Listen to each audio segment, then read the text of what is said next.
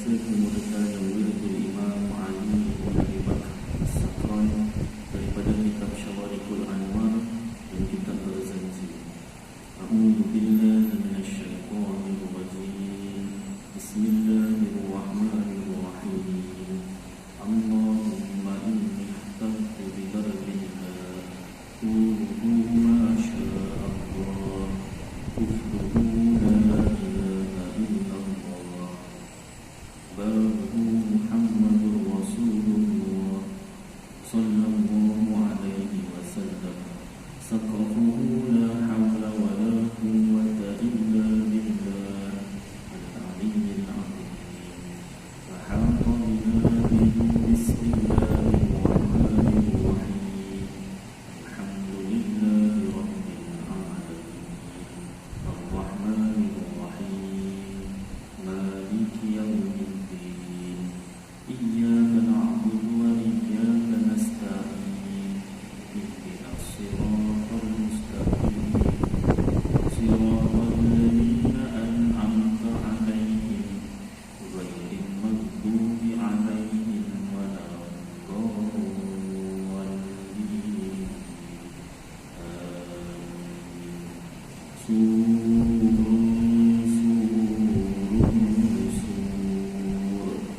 Allahu la ilaha illa huwal hayyul qayyum la ta'khudhuhu sinatun wa la nawm lahu ma fis samawati wa ma fil ardh man dhal ladzi yashfa'u indahu illa bi'idhnihi ya'lamu ma bayna aydihim wa ma khalfahum wa la yuhituna bi shay'in min 'ilmihi illa bima sha'a wasi'a kursiyyuhu as-samawati wal ardh wa la ya'uduhu hifdhuhuma wa huwal 'aliyyul 'azim. Linastadarat kama stadaratil malaikatu bi madinatir rasul bila khandaqin wa la sur min kulli qadarin maqdur wa hadarin mahdur wa min jami'i syurur. Tatarrasna billah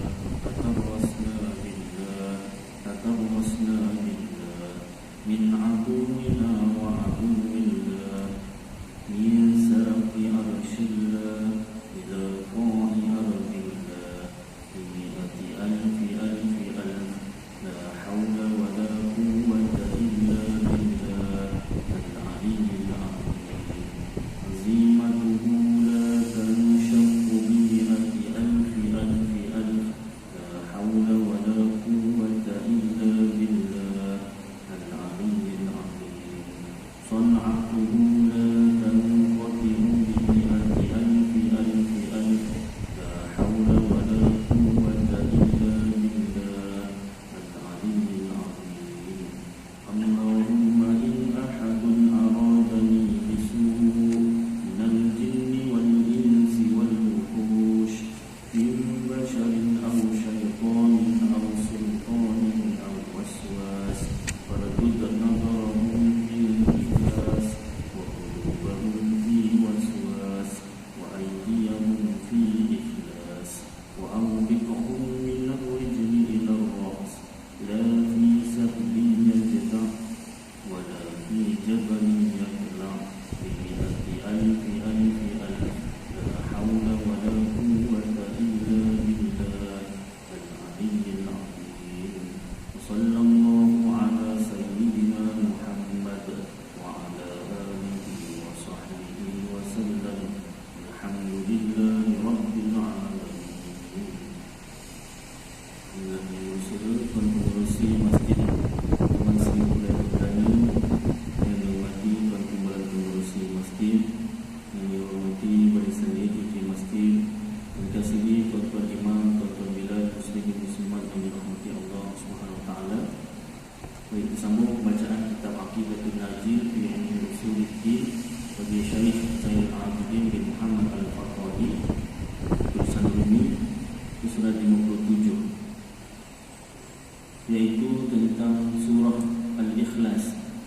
Maka firman-Nya qul huwallahu ahad, katakanlah ya Muhammad, dia yakni Allah yang Maha Esa.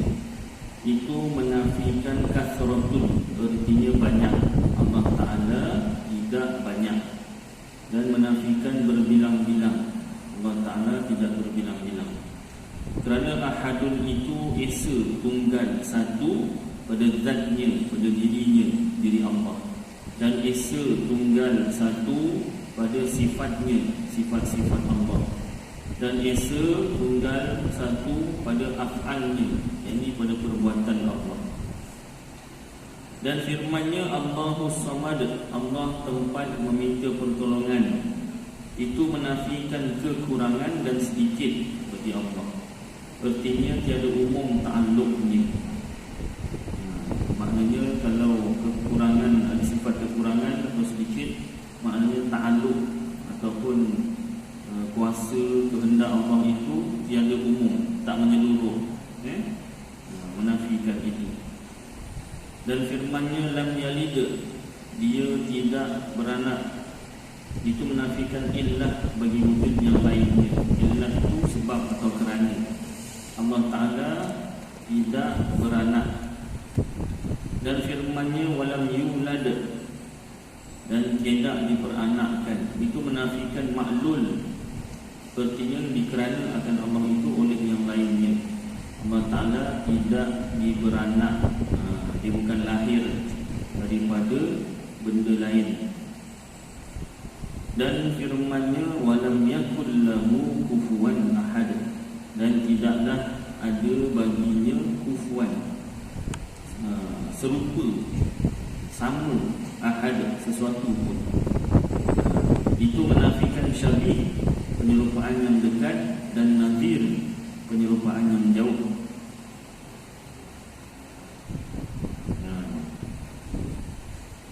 Jadi ayat surah Al-Ikhlas yang keempat ini menafsirkan, ini ayat muhkamat.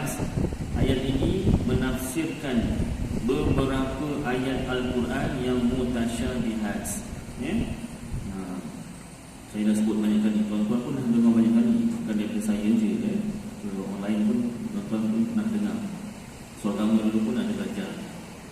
Contoh, Ar-Rahmanu 'alal 'arsy istawa. Allah yang bersifat Ar-Rahman di atas arsy duduk bersemayam. Jadi makna duduk dekat situ bukanlah duduk.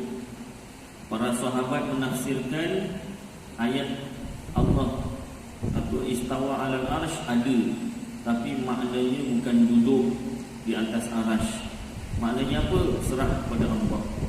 Itu dipanggil tafwid. Manakala ulama mutaakhirin, ulama yang terkemudian, menafsirkan ayat Al-Quran Ar-Rahmanu 'alal 'arsy istawa, Allah duduk di atas arsy. Ayat itu memang ada, tetapi maknanya bukan duduk. Makna yang sebenar ialah menguasai arsy. Ditafsirkan atau ditakwilkan, ini dipanggil takwil, pindah makna yang sesuai. Macam mana nak tahu sesuai tak sesuai? Berdasarkan walam yakul lahu kufuwan ahad. Allah Ta'ala tak serupa dengan sesuatu apapun. Jadi kalau duduk itu sudah menyerupai makhluk. Boleh tak kalau kita kata Allah Ta'ala memang duduk, cuma tak samalah duduk macam duduk makhluk. Kalau macam tu baik cakap Allah Ta'ala duduk tu bukan maknanya duduk. Sebab kalau duduk tapi tak sama dengan makhluk, duduk tu sendiri sudah menjadi perbuatan makhluk. Yang namanya duduk mesti ada punggung, mesti ada tempat duduk. Maka punggung itu dah anggota badan, sudah menafikan esa wahdaniyah Allah pada zat. Kemudian kerusi atau tempat duduk itu sudah menunjukkan Allah Ta'ala itu memerlukan yang lain. Sedangkan Allahus Samad, Allah tempat meminta pertolongan, Allah tidak perlukan yang lain, makhluk yang memerlukan Allah. Jadi arsy itu, kalau Allah Ta'ala duduk di atas arsy, Arash itu makhluk. Maknanya Allah dah perlukan makhluk. Jadi sebab itulah ulama mutaakhirin mentakwilkan, pindahkan makna duduk sebagai menguasai Arash. Baik, ayat yang lain,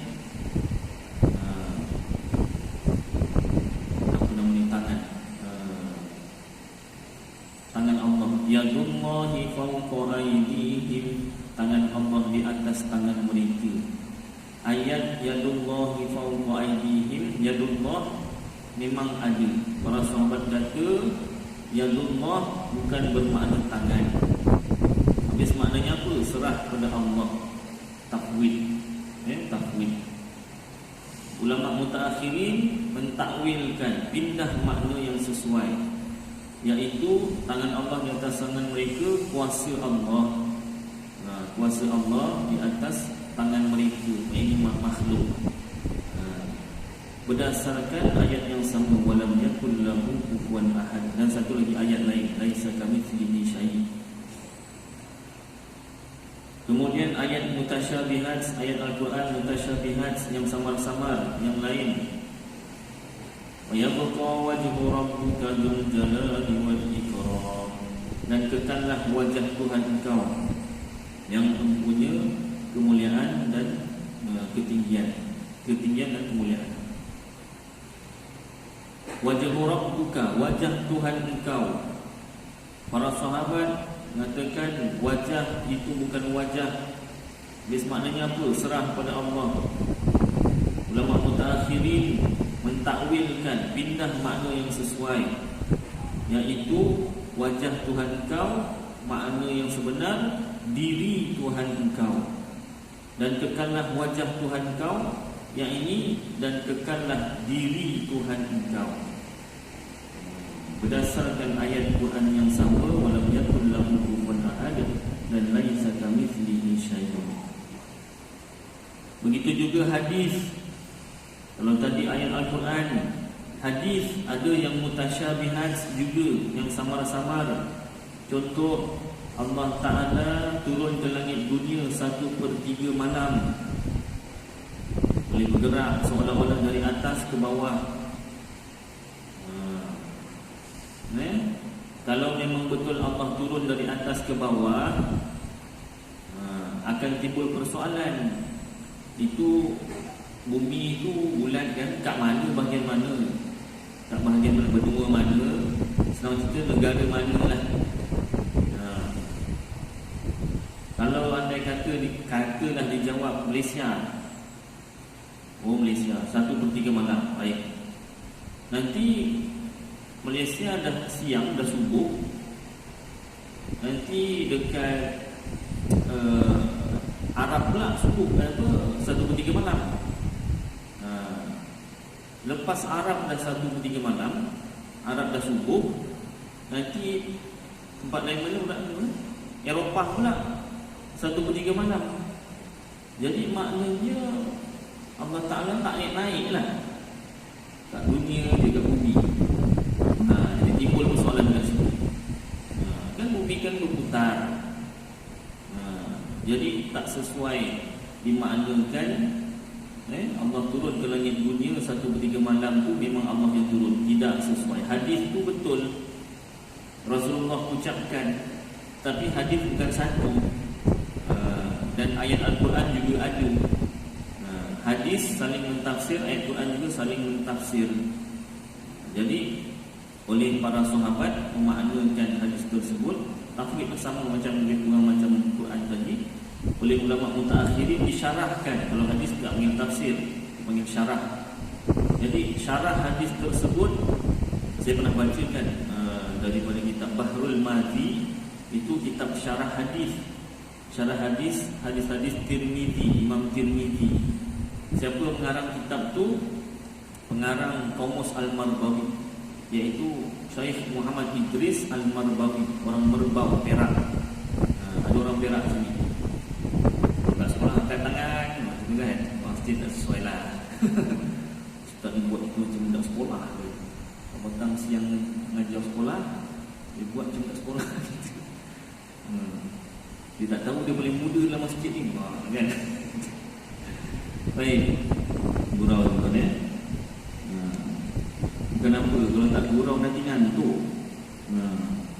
Walaupun dalam ilmu tasawuf tak elok ketawa dalam masjid ni. Dalam ilmu tasawuf, saya ngajar tasawuf dekat Masjid Nurul Hidayah. Salah satu babnya kecelaan ataupun ancaman orang yang ketawa dalam masjid. Allahu Akbar. Masalahnya kalau kuliah tak ada buat lawak, satu orang tak minat lah. Yang kedua orang lah pernah kerja siang, pagi sampai petang, kena maghrib sampai isyak tu hujan tu sejuk. Pernah tuan-tuan saya ngajar, ada yang berdengkur. Setelah saya rakam kat YouTube, masuk dalam YouTube ada suara lantar background music dia. Kuat pula tu, tenggelam suara saya Jadi terpaksalah buat selingan sedikit ya. Mudah-mudahan Allah Ta'ala ampunlah dosa kita Baik.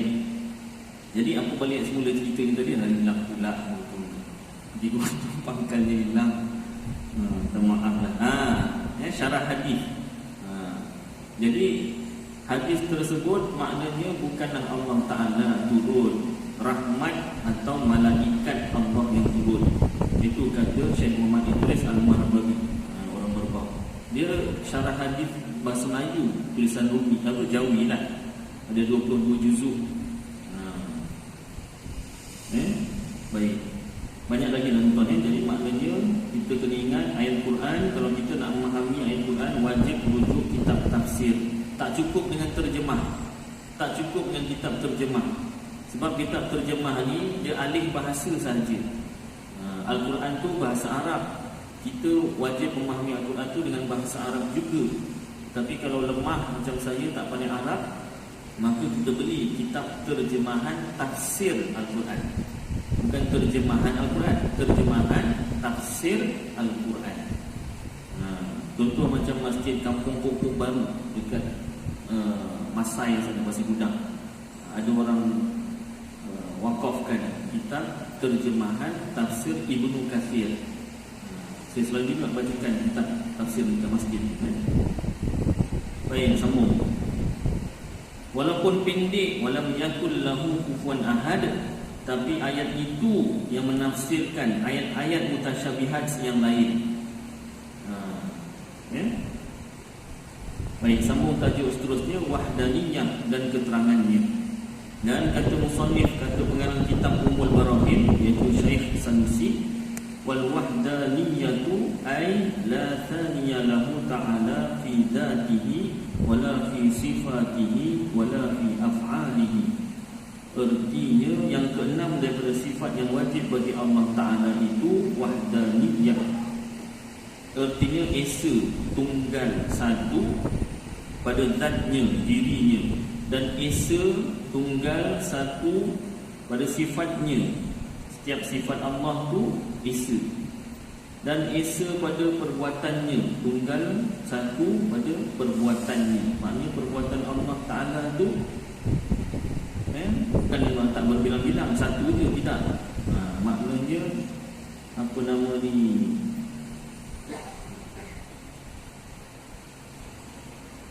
terjadilah, tak akan tak terjadi nanti diuraikan lanjut kerana diambil daripada tafsir musannif itu, tafsir pengarang kitab.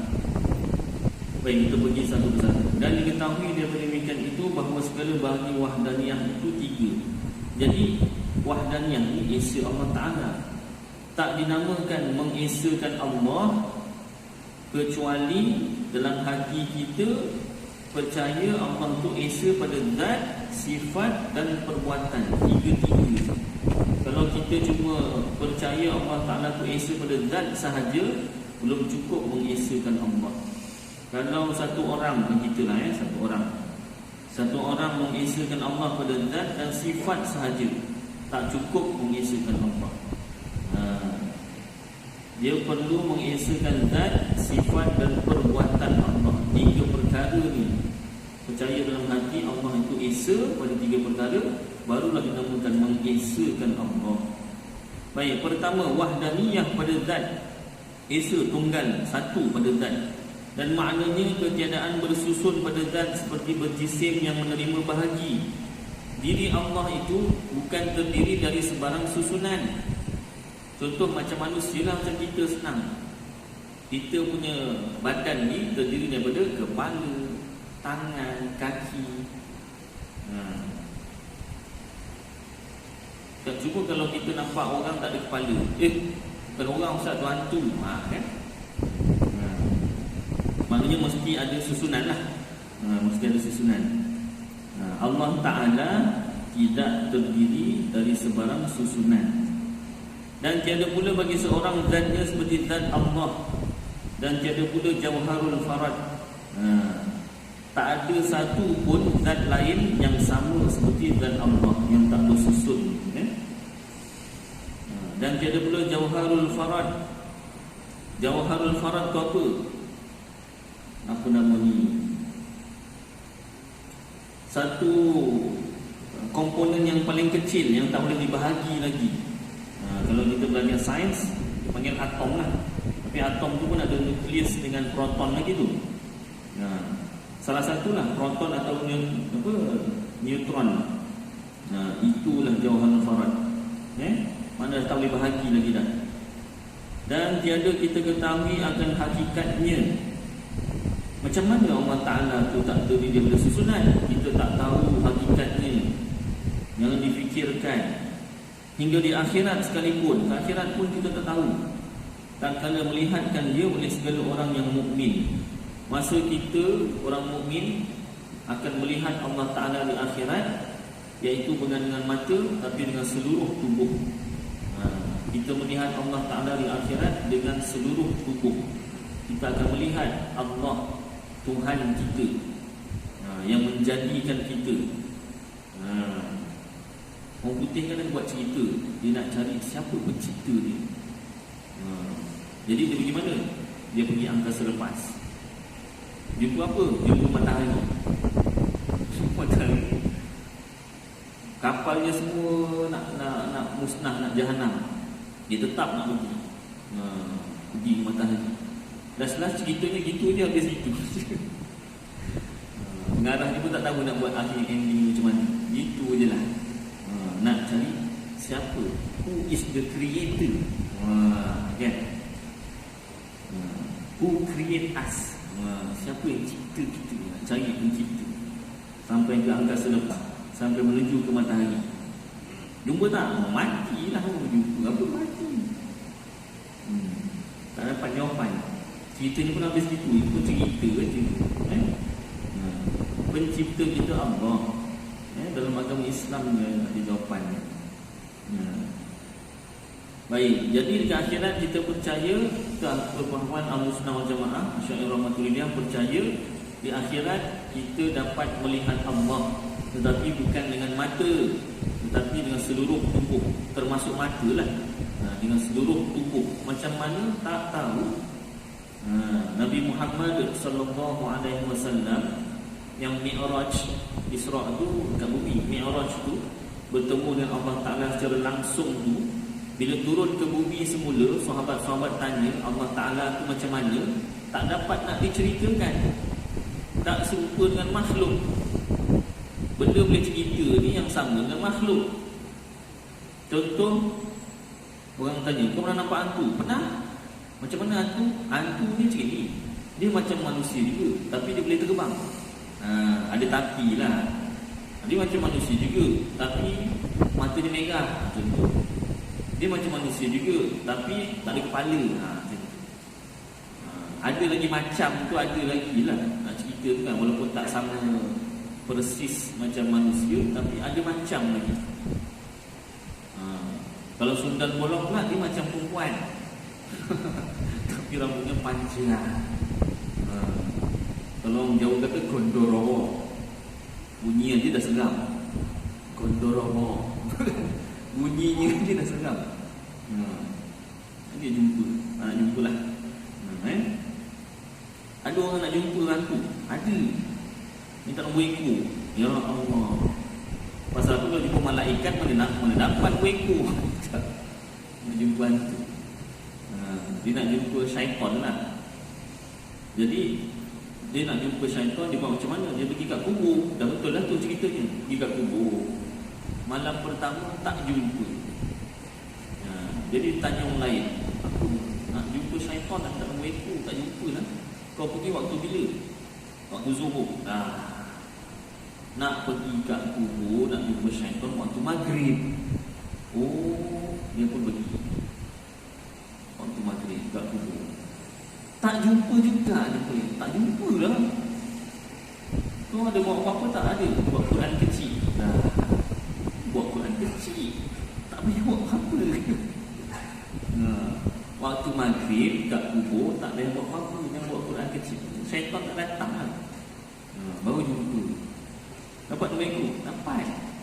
First prize sebab tu. Ini cerita saya buat contoh lah. Ada orang nak jumpa syaitan. Nak jumpa syaitan ni untuk buat kerja yang haram lah, kan? Dan jangan. Ada pula cerita orang nak jumpa malaikat. Ada. Dia nak jumpa malaikat malam Lailatul Qadar. Jadi dia pun beriktikaf di masjid. Sayangnya dia tak belajar ciri-ciri malaikat. Dia tak kenal malaikat tu macam mana. Sebut pun salah, malaikat. Salah tak salah? Malaikat. Habis kalau sebut malaikat haram ke? Tidaklah haram. Cuma salah lah, kira salah. Malaikat. Jadi malam Lailatul Qadar, satu hari malam dalam malam-malam ganjil yang dia pergi itu iktikaf ke masjid, dapat jumpa satu makhluk pakai putih. Jubah putih, songkok putih, serba putih lah banyak cerita, atas sampai ke bawah. Akhirnya dia pun bersyukur kepada Allah Ta'ala, dipeluknya yang disangkanya malaikat. Tak lepas sambil berdoa. Yang tahu dulu, belum lagi. Dah peluk erat-erat, bunyi pula malaikatnya. Apa buat? Rupanya bayi jual roti. Putih kan? Sebelum putih. Malaikat cakap macam ni pula. Rupanya bukan malaikat orang. Pasal tak belajar. Malaikat ciri-cirinya kita tahu. Baik. Walaupun tak jumpa malaikat, tapi pahala tu ada lah. Pahala tu ada. Cuma mengganggu lah bayar roti tu nak sembahyang tahajud, dia pun nak cari malaikat juga. Dia disangka malaikat oleh orang lain. Baik. Baik, sambung. Apa cerita ni tadi? Jauh benar. Allah Ta'ala tidak berjisim, tidak bersusun daripada sebarang unsur atau susunan anggota, tak ada. Dan hanya zat Allah yang begini, tak ada zat lain seperti zat Allah. Kita tak tahu, dan kita boleh melihat Allah Ta'ala di akhirat. Maka iaitu ibarah ni keterangan daripada nafi, kamun muttasil, bilangan yang bercantum pada zatnya. Artinya tiada dapat zatnya itu dibelah atau dikerat. Dan nafi pula kamun munfasil, bilangan yang bercerai pada zat. Dan iaitu tiada ada zat yang lainnya itu seumpama zat Allah. Zat yang tak bersusun dari sebarang anasir atau anggota ini hanya zat Allah sahaja. Tak ada zat lain yang macam zat Allah. Itu baru mengesakan Allah pada zat, pada diri Allah. Dan kedua, wahdaniyah pada sifat. Dan maknanya tiada berbilang-bilang sifat bagi zat yang suci daripada satu jenis, seperti ada baginya 2 kudrat, tidak, atau lebih, tidak, banyaknya. Dan 2 iradat, tidaklah. Dan 2 ilmu atau lebih banyaknya, tidak. Contoh, kalau Allah Ta'ala itu ada sifat kudrat, Allah Ta'ala ada kuasa, berkuasa, tak boleh dikatakan kuasa Allah itu dipinjamkan kepada makhluk sedikit. Tak boleh. Kenapa? Itu dah menunjukkan kudrat Allah dah jadi 2. Yang banyak pada zat Allah, yang sedikit dipinjamkan kepada makhluk. Punya nak cakap kuasa Allah tu sangat hebat, sedikitnya kuasa Allah yang dipinjam kepada seluruh makhluk tu besar kepala mancis saja, itu pun kira besar lagi. Hujung jarum, kuasa Allah dipinjamkan pada seluruh makhluk. Dia seluruh tu kena seluruh. Baru nampak hebat kan. Kalau kita tak belajar tuan-tuan, betul juga. Dahsyat tak pemikiran dia. Kuasa Allah besar hujung jarum. Jarum kan kecil kan, lubang jarum pun kecil, masukkan tak masuk-masuk benar. Hujung jarum tajam kecil tu, besar tu kuasa Allah dipinjamkan untuk seluruh makhluk. Dia derau tu kan. Rupa-rupanya fahaman sebegini, fahaman Mu'tazilah, bukan Ahlus Sunnah. Fahaman Mu'tazilah fahaman sesat. Fahaman sesat. Fahaman Ahlus Sunnah bukan begitu. Fahaman Ahlus Sunnah kata kuasa Allah tak boleh dipecah-pecahkan. Kalau kuasa Allah dipecah-pecahkan, sudah menafikan esa Allah pada sifat.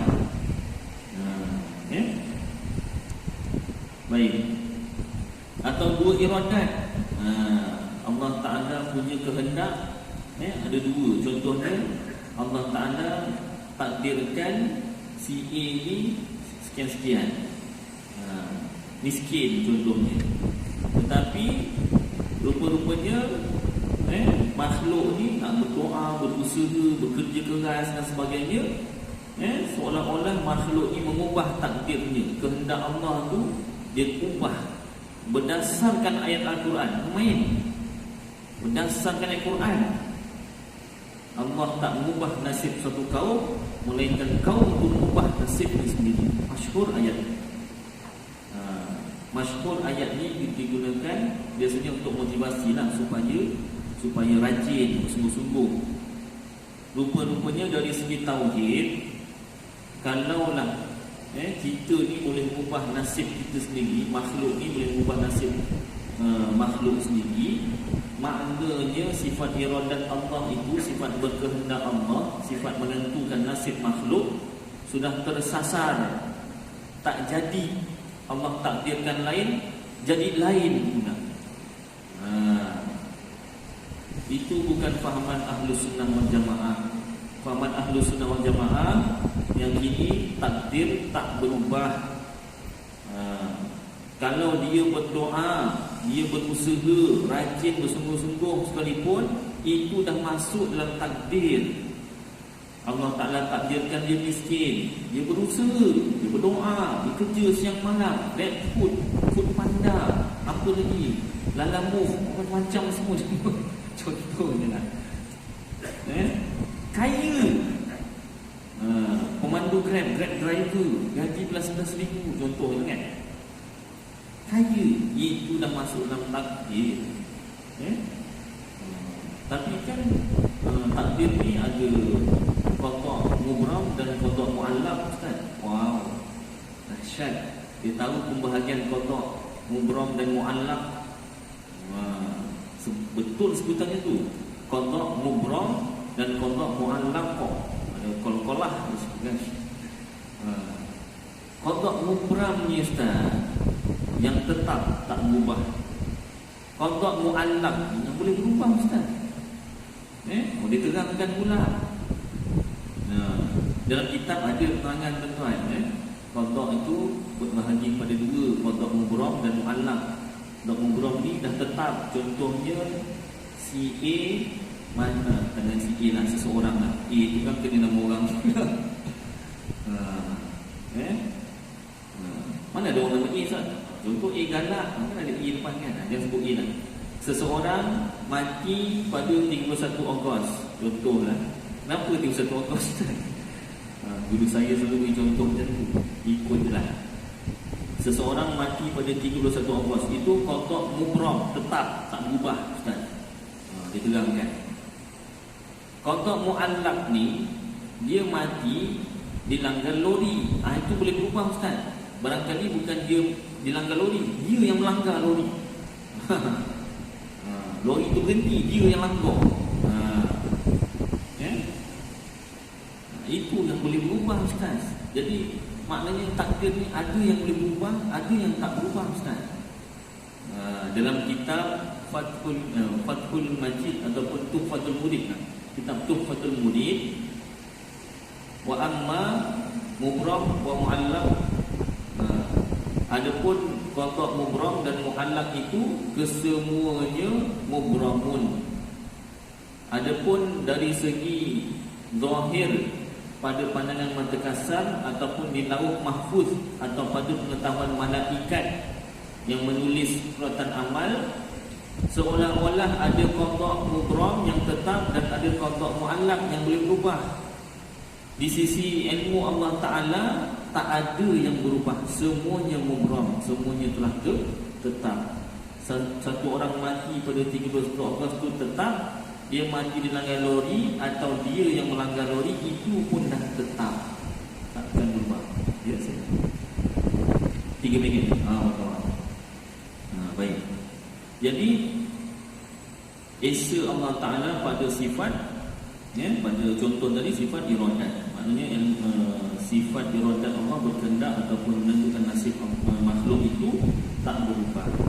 Dan dua ilmu atau lebih banyaknya tidak, barulah namanya mengesakan Allah pada sifat. Dan tiada bagi orang yang lainnya sifat seperti sifatnya, ini sifat Allah. Dan seperti adalah bagi yang lain itu kudrat seperti kudrat Allah Ta'ala, tidak. Satu sifat Allah, setiap sifat Allah itu satu atau tunggal, dan tak ada makhluk ataupun tak ada yang selain Allah itu sama sifatnya seperti sifat Allah. Dan ada pun bahawa ada bagi yang lainnya kudrat tiada seperti kudratnya Ta'ala, maka tiada memberi mudarat dia, seperti bahawa adalah bagi yang lainnya itu kudrat yang tiada memberi bekas. Macam kita makhluk seolah-olah ada kuasa, hakikatnya tak ada kuasa. Zahir pandangan mata kasar saja seolah-olah kita ada kuasa sendiri, hakikatnya Allah yang gerakkan kita. Maka iaitu muafakat pada nama kudrat dua, namanya sama kuasa, tetapi antara dua kudrat itu bersalahan. Kudrat Allah dan kudrat manusia itu tak sama, bersalahan pada hakikatnya, keadaan sebenar. Kias olehmu, kias tu maknanya kita buat contoh yang lain, pada segala sifat yang lain yang sah diitlakkan, diguna pakai pada hamba-Nya, pada makhluk.